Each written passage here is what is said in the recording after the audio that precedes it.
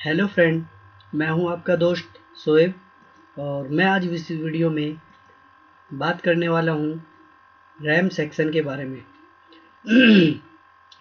क्योंकि मेरे पास पिछले वीडियो में किसी ने कमेंट किया था, तो उन्होंने बोला था कि रैम के ऊपर भी वीडियो बनाने के लिए। तो मैंने बोला चलो उनकी भी, जो उन्होंने बोला है, कमेंट किया है, उनको ज़रूरत है उस चीज़ की, तो हम उसके ऊपर भी वीडियो बनाते हैं। इसी तरह जो मुझे कमेंट करेंगे, मुझे लगेगा कि नहीं ये चीज़ बताने वाली है, तो मैं उसके ऊपर वीडियो बना के आपको ज़रूर दूंगा। तो किसी ने कमेंट किया था कि सर रैम के ऊपर, रैम सेक्शन के ऊपर वीडियो बनाओ, तो मैं आज उस वीडियो को बनाऊंगा। तो मैं एक पर्टिकुलर एक स्केमेटिक ले लेता हूँ जिस पे मैं रैम सेक्शन आपको डायग्राम की हेल्प से बता सकूँ। तो मेरे पास जो डायग्राम हो जाता है N5010 का लेता हूँ, क्योंकि N5010 में थोड़ा सा इंटरेस्टिंग है और मैं आपको दो डायग्राम दिखा दूंगा इसमें। तो शायद एक बार नेट कनेक्ट कर लेता हूँ मैं।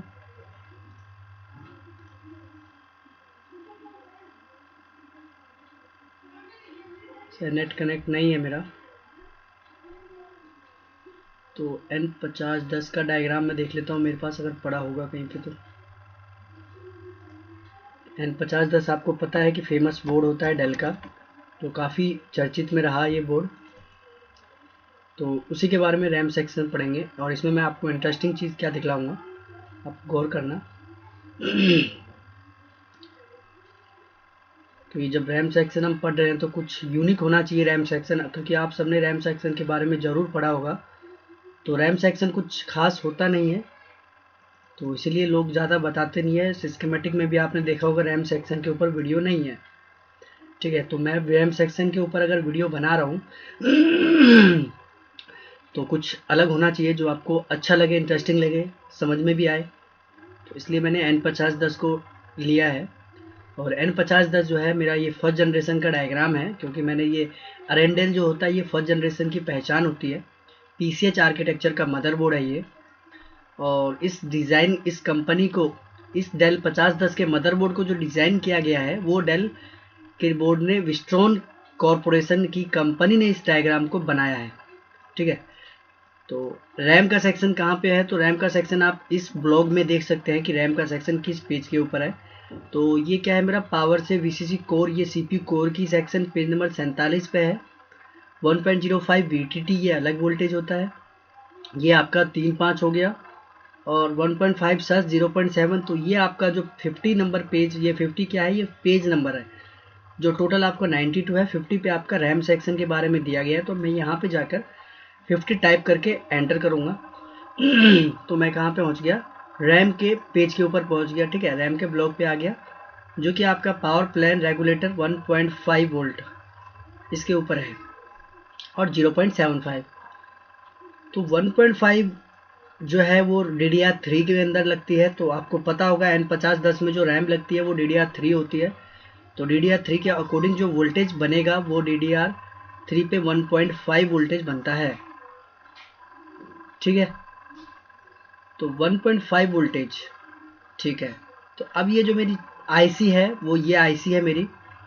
आप देख सकते हैं ये जो है ये मेरी रैम की आईसी है। और रैम की आईसी के पास पता है आपको दो मॉसफेट होते हैं, वो मॉसफेट यहाँ नहीं दिए। ठीक है, तो उस मॉसफेट को जो दिया गया है वो नीचे दिया है, देख सकते हैं आप। आपके ये दो मॉसफेट हो गए, लेकिन इसकी कनेक्टिविटी इसी आईसी से इस तरह से होती है।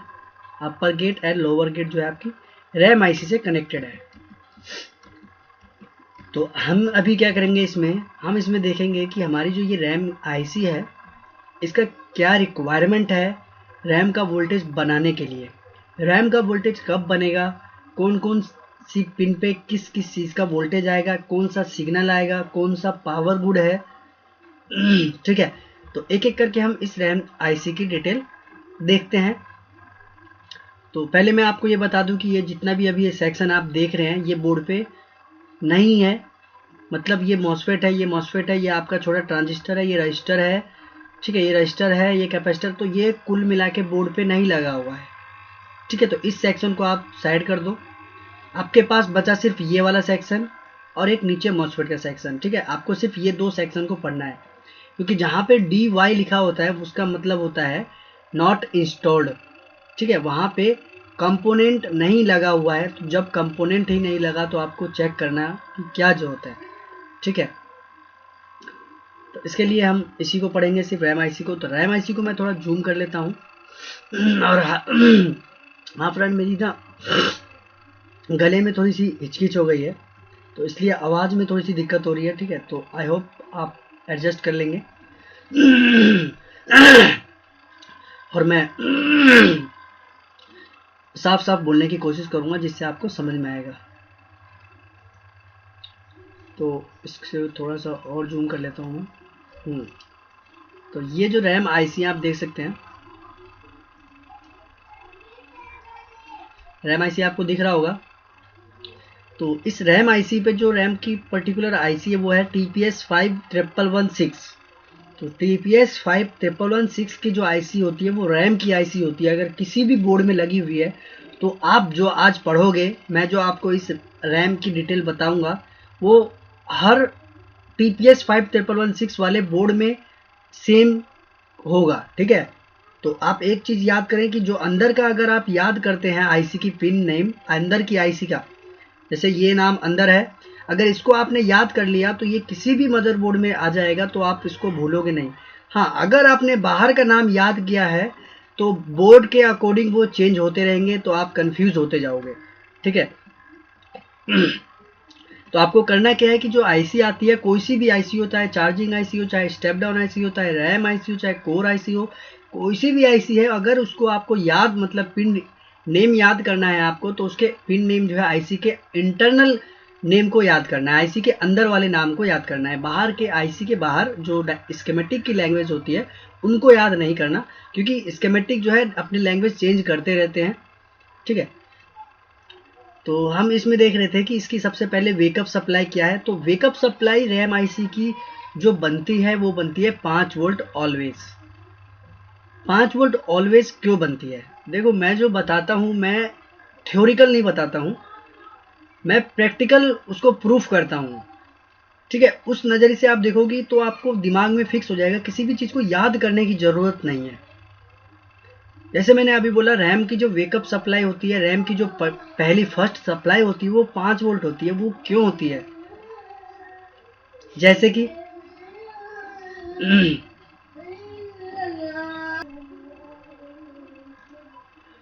5 वोल्ट वेकअप सप्लाई रैम की होती है। अगर आपने रैम से पहले का PWM देखा है तो आपको पता है स्टेप डाउन आता है, 3 वोल्ट 5 वोल्ट का सेक्शन आता है, उसके बाद ही रैम का सेक्शन आप चेक करते हो।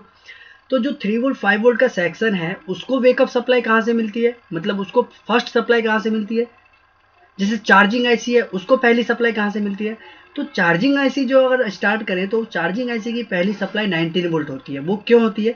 क्योंकि आपके पूरे बोर्ड में 19 वोल्ट के अलावा अभी तक कोई वोल्टेज ही बना नहीं। अडेप्टर लगाते हो तो आपके 19 वोल्ट की स्टार्टिंग होती है, तो 19 वोल्ट के अलावा कोई वोल्टेज ना होने के कारण चार्जिंग आईसी में 19 वोल्ट जाता है, ठीक है। क्योंकि वोल्टेज आईसी में किस अकॉर्डिंग जाता है कि आपका अगर आउटपुट वोल्टेज 5 वोल्ट है तो आपको जो इनपुट वोल्टेज है वो 8 वोल्ट पे मिलेगा तो आपका चल जाएगा। अगर आपका आउटपुट वोल्टेज 1 वोल्ट है तो उसको 5 वोल्ट पे मिलेगा तो चल जाएगा, 3 वोल्ट पे मिलेगा तो चल जाएगा। लेकिन यही सिचुएशन में क्या हुआ कि मेरी चार्जिंग आईसी जो है 12 वोल्ट निकालती है, लेकिन मेरे पास 15 वोल्ट नहीं होने के कारण मैंने उसको 19 वोल्ट दिया, क्योंकि बोर्ड में सिर्फ 19 वोल्ट ही है, ठीक है। फिर उससे आगे अगर स्टेप डाउन में जाओगे तो स्टेप डाउन में मेरा आउटपुट वोल्टेज क्या होता है? आउटपुट वोल्टेज होता है एक 3 वोल्ट और एक 5 वोल्ट। मतलब एक आईसी जो है 3 वोल्ट और 5 वोल्ट आउटपुट करती है, लेकिन उस आईसी को देने के लिए हमारे पास 5 और 3 से ज़्यादा की वोल्टेज, 8 वोल्टेज नहीं है, 10 वोल्टेज नहीं है, 12 वोल्टेज नहीं है ना। तो 19 वोल्ट है। अब आप कहोगे 12 वोल्टेज है बैटरी के मोड में, तो आप रिपेयरिंग करोगे तो आप अडेप्टर लगा के करोगे, ठीक है। तो मैं अडेप्टर से बात कर रहा हूँ। तो आपके पास 5 वोल्ट 3 वोल्ट से ज़्यादा वोल्टेज नहीं है सिवाय 19 के, तो इसीलिए स्टेप डाउन को क्या होता है, 19 वोल्ट की सप्लाई मिलती है, अडेप्टर वोल्टेज, ठीक है। फिर अगर रैम वोल्टेज पे जाओगे तो रैम वोल्टेज की आउटपुट वोल्टेज होती है ज़्यादा से ज़्यादा, अगर आप लोगे तो 1.8 वोल्टेज, क्योंकि DDR1 का यूज़ नहीं होता। DDR2, DDR3, DDR3L, DDR4 ये रैम चलती है, तो रैम के अकॉर्डिंग वोल्टेज बनती है। तो DDR2 की जो सप्लाई होती है 1.8 वोल्ट होती है, तो maximum 1.8 volt RAM IC generate करती है। तो वो आउटपुट 1.8 वोल्ट करेगी तो इनपुट वो जो है 5 वोल्ट ले सकती है। क्यों? क्योंकि मेरे बोर्ड में 5 वोल्ट बन चुका है। इसको 19 वोल्ट देने की ज़रूरत नहीं है, अपना ज़्यादा वोल्टेज का क्यों खपत करेंगे हम।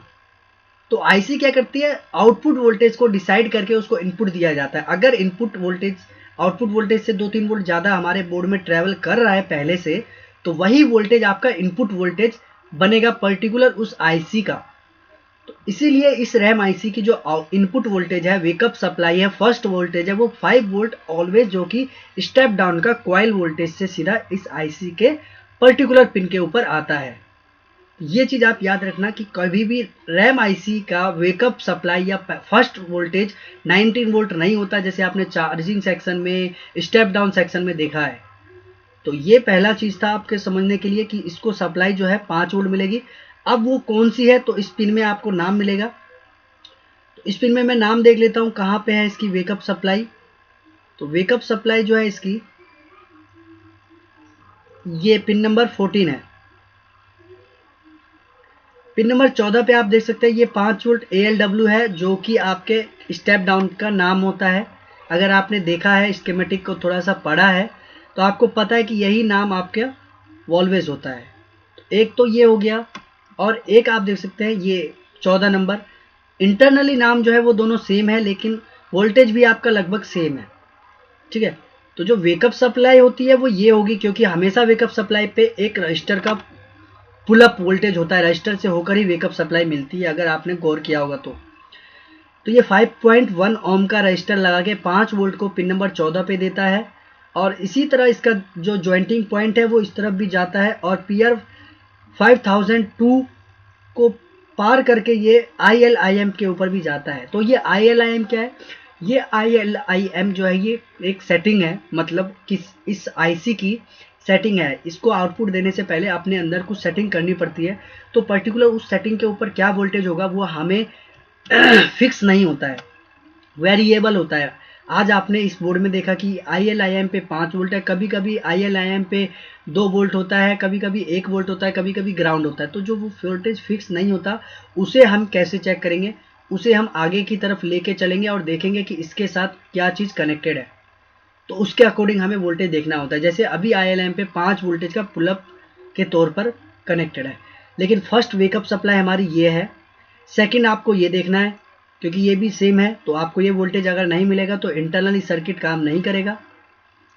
सेकंड नंबर पे आपको ग्राउंड, लोग ग्राउंड को चेक नहीं करते हैं, क्योंकि कभी कभी अगर ग्राउंड पे रस्टी डस्टी आ गया, जंग लग गया और ग्राउंड आईसी को नहीं मिला, ग्राउंड बाहर की तरफ नहीं होता है, ग्राउंड अंदर आईसी को चाहिए होता है। जैसे आपकी घर की लाइट होती है, आप कोई भी बल्ब जलाते हो तो 2 वायर का यूज़ करते हो, लाल एंड ब्लैक, और वो दोनों ब्लैक और रेड को प्लग में इंसर्ट करते हो, अंदर देते हो, तो आपकी लाइट जलती है। सेम वही चीज़, आप इसको एक प्लस का वोल्टेज और एक नेगेटिव वोल्टेज दोगे तो ये आईसी जलेगी, मतलब काम करने के लिए तैयार होगी। ठीक है। तो ये जब दो मिनिमम रिक्वायरमेंट कंप्लीट होती है, तो इसको सबसे पहला इनेबल चाहिए होता है। इसमें ज़्यादा कोई चीज़ें हैं नहीं। इनेबल चाहिए जो कि आपके रैम वोल्टेज को जनरेट करेगी। ठीक है। तो रैम वोल्टेज को जनरेट के लिए इसको इनेबल चाहिए। तो इस पे जो इनेबल आएगा वो आपको बता सकते हो इसमें से कौन सा इनेबल है। तो वो पिन नंबर 11 है। क्यों? क्योंकि आप देख सकते हैं ई इनेबल PSV लिखा है और बाहर का नाम 1.5 इनेबल लिखा है। अंदर और बाहर को अगर हमने देखा तो मैचिंग कर रहा है, जिसकी वजह से हमें पता है कि पिन नंबर 11 पे 3.3 वोल्टेज आएगा, जो कि आपका वेकअप सप्लाई होगा। ठीक है। 3.3 वोल्टेज जो कि वेकअप सप्लाई है। तो एक मिनट, 3.3 वोल्ट पिन नंबर 11 पे। लेकिन ये वोल्टेज कहाँ से आएगा? इस वोल्टेज को अगर हम पीछे की तरफ ट्रेस करें, क्योंकि यहाँ पे तो सर्किट ख़त्म है, अगर आप इसको सर्किट को आगे की तरफ ले जाओगे तो आपको क्या मिलता है। तो इसको मैं नेक्स्ट करता हूँ। तो यहाँ पे मेरे को एक क्लू मिला, ये देख सकते हैं यहाँ पे आया था। ये यहाँ पे ये कंपोनेंट नहीं लगा, लेकिन ये सर्किट क्या बता रहा है कि इधर से आएगा। तो यहाँ से ये इसके पास जाएगा और यहाँ से ये रैम आईसी के पास चला जाएगा। ठीक है। जो कि रैम आईसी आपकी यहीं पर है। ये वाला जो इनेबल है आपका यहाँ से कनेक्टेड है, लेकिन यहाँ पे वोल्टेज जो है यहाँ से आएगा। तो आपका क्या है, ये क्या है, PM/SLP_S4। ये देख सकते हैं, ये आपको दिख रहा होगा। PM_SLP_S4 has. ये बेसिकली PCH की तरफ से कंफर्मेशन है, कंफर्मेशन नहीं कह सकते आप, कमांड है PCH की तरफ से। यहाँ पे आपका PCH होता है और यही PCH आपके इसको एक PM_SLP_S4 का सिग्नल, ये क्या है, सिग्नल है। जिससे मैंने आपको बोला कि कौन सा वोल्टेज कौन सा सिग्नल होता है, तो ये क्या है, आपका सिग्नल है। ये सिग्नल PCH की तरफ से रैम IC की तरफ आता है, जो कि इनेबल का काम करता है। ये जो बीच में जंपर पैड दिया है ना, इस जंपर पैड के कारण इसका नाम चेंज हो गया। ये डायरेक्ट नहीं हुआ, इनडायरेक्ट हुआ। हमारी नज़र में तो ये डायरेक्ट है, लेकिन स्कीमेटिक डायग्राम के अकॉर्डिंग ये इनडायरेक्ट हो गया, क्योंकि बीच में PR5007 का एक रजिस्टर लगा हुआ है, जो कि हमें दिखेगा नहीं। इंटरनली ट्रैक शॉर्ट पैड है, पैड लिखा हुआ है यहाँ पे शॉर्ट पैड, जिसके कारण 1.5 वोल्ट अंडरस्कोर इनेबल का नाम दिया गया। यही 1.5 वोल्ट अंडरस्कोर इनेबल जो है आपकी रैम आईसी का इनेबल बनता है, और आपका रैम का आउटपुट वोल्टेज डिसाइड होता है। यहाँ पे आपका इसके अंदर जैसे ही जाएगा और रैम का वोल्टेज डिसाइड हो जाएगा, ठीक है। तो 3 वोल्ट जैसे इसको मिलता है, तो आपका आउटपुट वोल्टेज नहीं मिलेगा अभी भी। अगर आप सोचोगे कि आपका कॉइल वोल्टेज बन जाएगा, क्या मतलब यहाँ पे जो आपका ये कॉइल वोल्टेज है, क्या इनेबल आने के बाद बन जाएगा क्या? तो ऐसा ज़रूरी नहीं है, ठीक है। क्योंकि मैंने आपको बोला कि आईसी की कुछ सेटिंग होती है। जैसे ILM पे अभी आपने सेटिंग पहले ही देख ली, क्योंकि आपको यहाँ पे क्लू मिल गया था, क्योंकि यहाँ पे ये जो पुल अप वोल्टेज था, इसको ही कनेक्टेड करके ILM को दिया गया। तो ILM एक सेटिंग पिन थी, इसको सेटिंग पिन मिल गई। उसी तरह 3-4 पिन और सेटिंग की है, जैसे कि आप देख सकते हैं टॉन, इसका मतलब होता है ton sale, time on select. तो ये भी एक सेटिंग की पिन है। तो इस सेटिंग की पिन पे क्या वोल्टेज आने वाला है, तो यहाँ पे एक जॉइंटिंग पॉइंट है, ये नीचे कंपोनेंट नहीं लगा हुआ है, ऊपर भी कंपोनेंट नहीं लगा हुआ, और ये जंक्शन पॉइंट पे लिखा है 1.5 वोल्ट सस। तो अब आप बोलोगे कि ये वोल्टेज तो बना नहीं, क्योंकि ये वोल्टेज का नाम कहाँ का वोल्टेज है, रैम के कॉइल वोल्टेज, मतलब आउटपुट वोल्टेज का नाम है। तो अभी आपको यहाँ पे वोल्टेज नहीं मिलने वाला, ये वोल्टेज मिलेगा कब, जब कॉइल वोल्टेज बन जाएगा, ठीक है।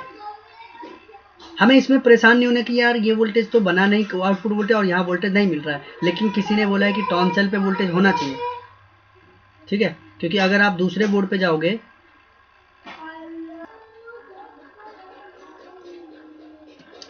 तो इसमें आपको टॉन सेल में देखना होता है कि किसके साथ कनेक्टेड है।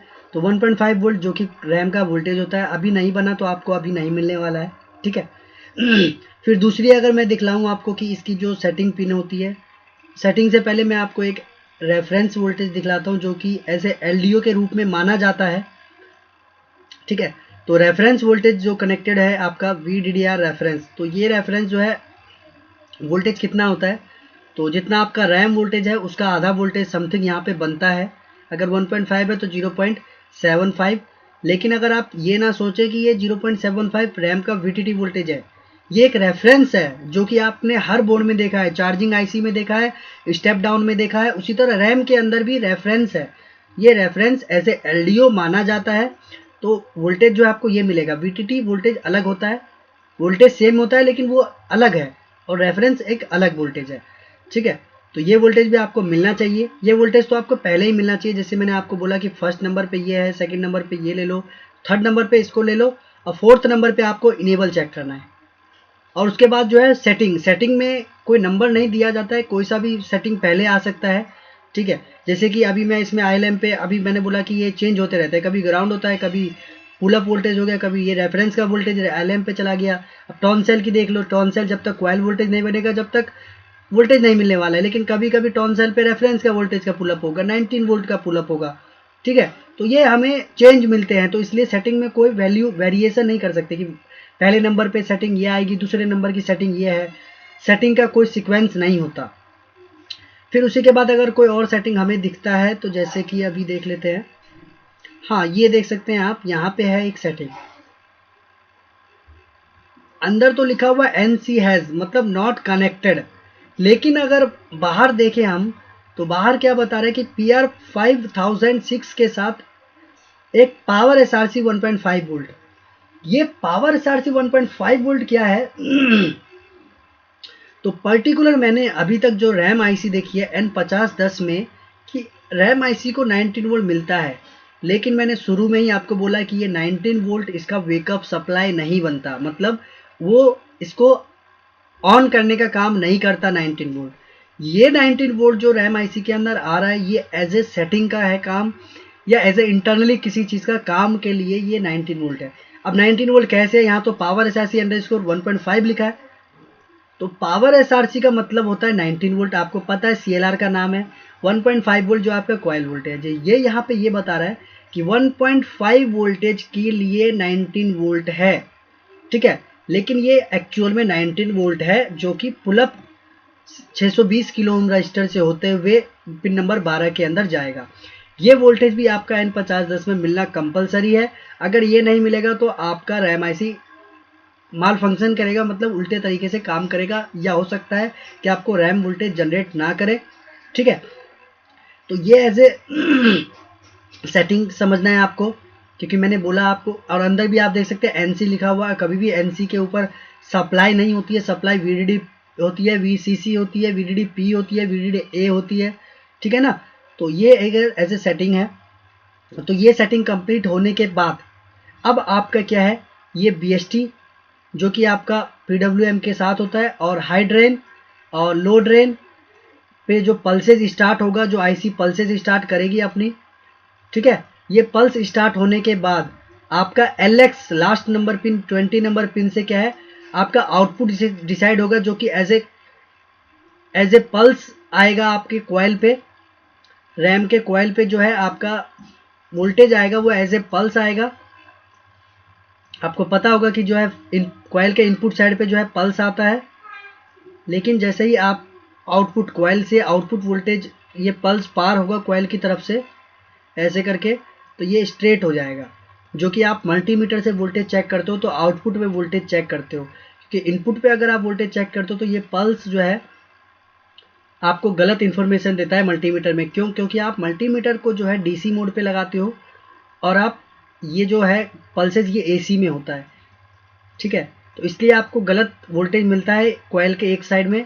अगर कॉइल के दूसरी साइड आप चेक करोगे तो आपको जो वोल्टेज चाहिए वही वोल्टेज मिलेगा, अगर ये आईसी पर्टिकुलर काम सही से कर रहा है तो, ठीक है। तो ये वोल्टेज मिल जाने के बाद, कॉइल वोल्टेज बनने के बाद, कॉइल वोल्टेज बनने के बाद क्या होता है, बेसिकली इसका सेंस होता है, मतलब कॉइल वोल्टेज पे वोल्टेज जो चाहिए था वो वोल्टेज बना या नहीं बना, उसका एक सेंस चाहिए, जो कि पिन नंबर 8 से और पिन नंबर 9 से होता है शायद। तो अभी हम नाम देखेंगे TPS 551 VDD सेंस, क्या लिखा हुआ है यहाँ पे। तो यहाँ पे देख सकते हैं लिखा है TPS 5116 VDD सेंस और VDD सेंस।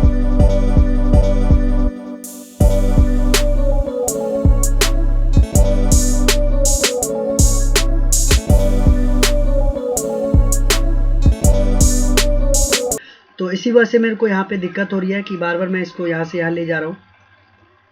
तो कोई बात नहीं, आपको ध्यान देना है।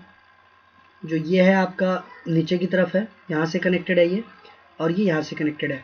तो यहाँ पे जो वोल्टेज बनेगा वो कितना बनेगा, तो आप देख सकते हैं यहाँ वोल्टेज डिवाइडर का यूज़ किया गया है। तो अगर 1.5 वोल्टेज है तो 1.5 वोल्टेज को लेकर आपको R1 30 के और R2 30 के है, तो इसका आधा वोल्टेज हो जाएगा ना। आपको पता है कि R1 R2 की सेम वैल्यू होने के कारण जो R1 के ऊपर सप्लाई होती है उसका सीधा हाफ हो जाता है। तो 1.5 तो 0.75 वोल्टेज जो कि आपको पिन नंबर 8 और पिन नंबर 9 के ऊपर मिलने वाला है, ठीक है। और इसके अंदर आप देख सकते हैं एक VCC A है, ये भी ऐसे किसी इंटरनली सर्किट का ये वेकअप सप्लाई नहीं हो सकता, ठीक है। जो कि पिन नंबर 6 है, यहाँ पे ये नहीं लगा हुआ और यहाँ पे ये नहीं लगा हुआ, लेकिन ये 5 वोल्ट जो है पिन नंबर 6 के ऊपर आना चाहिए। कुछ पिनें कैसी होती है जो हमारे समझ से बिल्कुल परे होती है, लेकिन हमें उसको भी चेक करना होता है। अगर हम सीक्वेंस में चेक करते हैं तो उसको चेक करने कैसे करना होता है, उसको चेक इसलिए करना होता है ऐसे करने कि आप देख लो उस ट्रैक के साथ क्या कनेक्टेड है। तो आप जब पिन नंबर 6 को लेके आगे जाओगे तो आपको क्या मिलेगा, 5 वोल्ट ALW। तो आप समझ जाओ कि ये 5 वोल्ट ऑलवेज वोल्टेज, मतलब 5 वोल्ट यहाँ मिलना जरूरी है, चाहे कुछ भी है, क्या है नहीं है उसके पल्ले में नहीं पड़ना आपको, 5 वोल्ट मिलना चाहिए, बस ये समझना है आपको, ठीक है। तो जब ये वोल्टेज और इसका रैम वोल्टेज का सेंस हो जाता है तो आपको पता है कि रैम आईसी जो है 2 वोल्टेज जनरेट करती है, एक तो रैम का वोल्टेज और एक VTT वोल्टेज जो रैम का आधा वोल्टेज होता है। तो वीटीटी वोल्टेज बनने के लिए अब आपको समझना पड़ेगा कि वीटीटी वोल्टेज कब बनेगा। तो जब तक आपका रैम का वोल्टेज नहीं बनेगा, रैम का वोल्टेज नहीं बनेगा जिससे पहले वीटीटी वोल्टेज नहीं बन सकता, ठीक है। तो वीटीटी वोल्टेज बनने के लिए क्यों ऐसा क्यों होता है, तो ऐसे अब आप कंफर्म हो जाओगे। तो पहले आपको देखना पड़ेगा वीटीटी की कौन कौन सी पिन है। तो ये आपकी दो पिन हो गई वीटीटी की, और ये आपकी वीटीटी हो गई, ठीक है। तो ये वीटीटी हो गई। अब वीटीटी में देखो सबसे पहले क्या लिखा है, वीटीटी इन पिन नंबर 23। तो ये वीटीटी की इनपुट सप्लाई है। जैसे आपने रैम की इनपुट सप्लाई क्या ली थी, पिन नंबर 14 पिन नंबर 15 पे, उसी तरह वीटीटी का इनपुट है 23 नंबर पिन जो 1.5 वोल्टेज बनता है। तो 1.5 वोल्टेज मतलब वीटीटी का इनपुट कब आएगा, जब आपका रैम का क्वाइल वोल्टेज बन जाएगा। इसीलिए कहते हैं कि आपका रैम वोल्टेज बनने से पहले वीटीटी वोल्टेज नहीं बन सकता, क्योंकि 99% देखा गया है वीटीटी का जो वेकअप सप्लाई है वो क्वाइल वोल्टेज ही होता है रैम का। तो इसलिए जब तक क्वाइल वोल्टेज नहीं बनेगा, जब तक वीटीटी को सप्लाई नहीं मिलेगी और आपका वीटीटी वोल्टेज नहीं बन सकता। तो फर्स्ट अगर ये मिलेगा, सेकंड नंबर पे आपको इनेबल देखना है। तो इनेबल पिन नंबर 10 पे है, इनेबल जो कि 0.75 इनेबल मतलब वीटीटी का वोल्टेज जो होता है 0.75 होता है, उसके लिए इनेबल आएगा, ठीक है। तो उसके लिए इनेबल कहाँ से आएगा, तो अगर आप इसको आगे की तरफ करोगे तो पता चलेगा आपको। तो अभी मैं आपको दिखाऊंगा। फिर तीसरे नंबर पे क्या होता है, जैसे अभी आपने देखा ना पिन नंबर 4 टॉन सेल, ये जो सेटिंग है ये कहीं ना कहीं आपकी वीटीटी की सेटिंग है, इसीलिए इस पे सप्लाई जो है बाद में दी गई है क्वाइल वोल्टेज। तो वीटीटी की भी कुछ सेटिंग हो गई, पिन नंबर 4 जो है वीटीटी की सेटिंग का काम कर रहा है। तो जब वीटीटी की सेटिंग भी कंप्लीट हो जाएगी तो आपका क्या वीटीटी वोल्टेज निकलेगा, जो कि पिन नंबर 24 पे है, जो कि पिन नंबर 24 पे वीटीटी वोल्टेज यहाँ से आउट होगा। और जैसे ही वीटीटी वोल्टेज निकलेगा उसी तरह वीटीटी वोल्टेज जो है आईसी के अंदर चला जाएगा सेंस के रूप में। क्योंकि जैसे रैम का वोल्टेज बना था उसका सेंस कैसे हुआ था, वोल्टेज डिवाइडर को बना के, ठीक है। उसी तरह वीटीटी वोल्टेज को डायरेक्ट इंटरनली घुसा दिया, क्योंकि वीटीटी का वोल्टेज होता है 0.75। अगर इसमें वोल्टेज डिवाइडर यूज करेंगे तो वोल्टेज तो बचेगा नहीं ना, इसी वजह से इसी को वोल्टेज को इंटरनली घुसा दिया ताकि वीटीटी सेंस हो जाएगा और आपका इधर से वीटीटी वोल्टेज आपको पिन नंबर 24 पे चेक करोगे तो भी मिलेगा, 25 पे चेक करोगे तो भी मिलेगा, ठीक है। तो हम इसमें बात कर रहे थे कि इसका जो वीटीटी का वेकअप वीटीटी का इनेबल है वो कहाँ से आ रहा है। एक बार मैं चेक कर लेता हूँ कि वीटीटी का इनेबल कहाँ से आता है। तो इसको कॉपी किया मैंने, इसमें इसको पेस्ट कर दिया और इसको मैं नेक्स्ट करता हूँ एक बार, नेक्स्ट। तो यहाँ देख सकते हैं आप, यहाँ पे ये मैंने बोला कंपोनेंट नहीं लगा हुआ, लेकिन ये कंपोनेंट लगा हुआ है क्योंकि यहाँ पे डीवाई नहीं है, ठीक है, ये कंपोनेंट लगा हुआ है। तो यहाँ पे है वीटीटी का वोल्टेज, वीटीटी के पे वोल्टेज कितना होगा, 3.3 होगा इनेबल पे, क्योंकि जितना भी इनेबल होता है उस पर 3.3 को वोल्टेज होता है। लेकिन यहाँ पे ऐसा कुछ नहीं है, यहाँ पे क्या है कि PS-S3 कंट्रोल आएगा तो ये ग्राउंड ऊपर चला जाएगा, और अगर ग्राउंड ऊपर गया तो आपका वोल्टेज बनना बंद हो जाएगा। तो यहाँ पे क्या है, इस मॉसफेट को बंद होना जरूरी है अगर आपको वीटीटी वोल्टेज चाहिए तो, है ना। क्योंकि अगर सपोज करो ये वोल्टेज गेट पे आ गया कुछ भी 3 वोल्ट, ठीक है, तो ये ग्राउंड ऊपर फेंक देगा ड्रेन पे, तो दिक्कत हो जाएगी। तो इसको हमें आगे लेके चलना है। एक बार देखते हैं कहाँ पे वोल्टेज मेरे को इसका मिलेगा। तो यहाँ पे एक ये दिख रहा है, लेकिन यहाँ पे तो ये नहीं लगा हुआ, यहाँ पे ये नहीं लगा हुआ, यहाँ नहीं लगा हुआ, यहाँ नहीं लगा हुआ, लेकिन मुझे को मिल गया। आप ये सर्किट देख सकते हैं, यहाँ पे ये सर्किट लगा हुआ है ना। 1.05 वीटीटी का पावर गुड आएगा जो कि 0 ओम के पुलअप रजिस्टर के रूप में काम करेगा, और ये इधर से 0.75 का इनेबल भेजेगा। तो यहाँ पे जो वोल्टेज होगा वो 3.3 वोल्टेज कहाँ से, मतलब 1.05 वोल्ट बनने के बाद उसका पावर गुड निकलेगा। उस पावर गुड का जो वोल्टेज होगा वही वोल्टेज आपके रैम वीटीटी का इनेबल बनेगा, ठीक है। वोल्टेज तो यहीं से आएगा, लेकिन ये मॉसफेट को बंद होना जरूरी है। क्यों, क्योंकि अगर सपोज करो यहाँ पे कोई हरकत हुआ और ये मॉसफेट ऑन हो गया, तो ऑन होने से क्या होगा, ये ग्राउंड ड्रेन पे जाएगा और यहाँ पे ग्राउंड आ जाएगा। यहाँ पे ग्राउंड आने से क्या होगा, ये ग्राउंड इस रजिस्टर को पार करते हुए, क्योंकि ये 0 ओम का रजिस्टर है जो कि आपका 1.05 वोल्ट के आईसी को भी खराब कर सकता है। तो हमें क्या पता चला, ये जो है आपका PQ, कौन सा मॉसफेट है, ये PQ 5003 जो मॉसफेट है, इसको बंद होना जरूरी है। अब क्यों ज़रूरी है, तो आप सर्किट को सोल्व करके देख सकते हो, क्योंकि यहाँ पे तो ये सारे कंपोनेंट नहीं लगे हुए, लेकिन इन्हीं में क्या है, कुछ सर्किट छुपे हुए हैं। जैसे कि ये वाला सर्किट है आपका, ये वाला सर्किट 100% बोर्ड में लगा हुआ है, ये नहीं है, ये नहीं है, ये भी नहीं है, ये सर्किट है। ठीक है, अगर ये मॉसफेट शॉर्ट हो गया, लीकेज हो गया, कोई भी कारण हुआ तो आपका वीटीटी वोल्टेज नहीं बनेगा, और अगर वीटीटी वोल्टेज नहीं बनेगा तो आपका बोर्ड में नो डिस्प्ले की प्रॉब्लम आएगी। ठीक है, तो ये आपको याद रखना है। तो इसी तरह क्या है, ये रैम वोल्टेज बनता है। तो 50-10 में मैंने इसमें क्यों दिखलाया आपको, क्योंकि 50-10 में मेरे को यूनिक पॉइंट था ये 19 वोल्ट, क्योंकि मैंने किसी भी बोर्ड में नहीं देखा था, पर्टिकुलर इस बोर्ड में देखा था। अगर आपने पढ़ा है तो आपको पता होगा, 19 वोल्ट के बारे में आपने नहीं पढ़ा होगा, रैम आईसी के बारे में।